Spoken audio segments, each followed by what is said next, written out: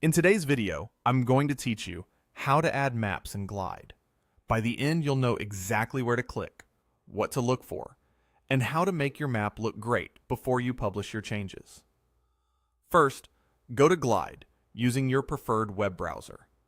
This takes you to the Glide dashboard, where all your apps and projects live. If you're new to Glide, don't worry.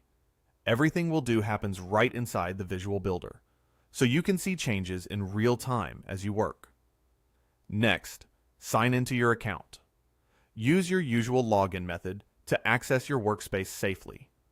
Once you're in, you'll land on your list of projects.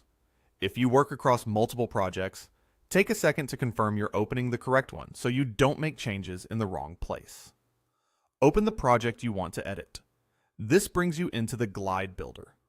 On the left, you'll see the sidebar where components are managed. Components are the building blocks of your screens, things like text, images, buttons, and, of course, maps. We'll add the map to the screen you currently have selected. On the left sidebar, click Add in Components. Depending on your layout, this might appear as a plus icon or an Add Components panel. A list of available components will appear. Scroll down until you find Maps, then click it. As soon as you add it, a map placeholder will appear on your canvas. If your app already contains location data, you may see pins appear automatically on the map preview. Now move to the right sidebar to edit the style of the map. The right panel controls how the map looks and behaves. Here, adjust the map theme, such as standard, satellite, or dark, so it matches your app's design. Tweak the size and placement to fit your layout.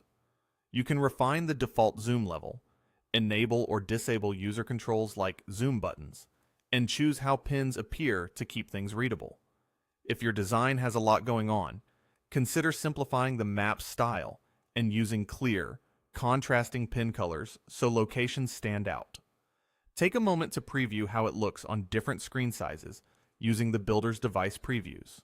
When you're happy with the map, go to the top right corner and click Publish. This pushes your changes live so your users can see the updated screen.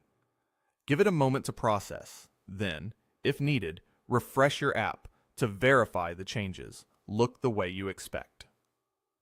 Thanks for watching this step-by-step Glide tutorial. If you found this helpful, make sure to like the video, leave a comment below, and subscribe to the channel for more tutorials and walkthroughs. See you in the next video.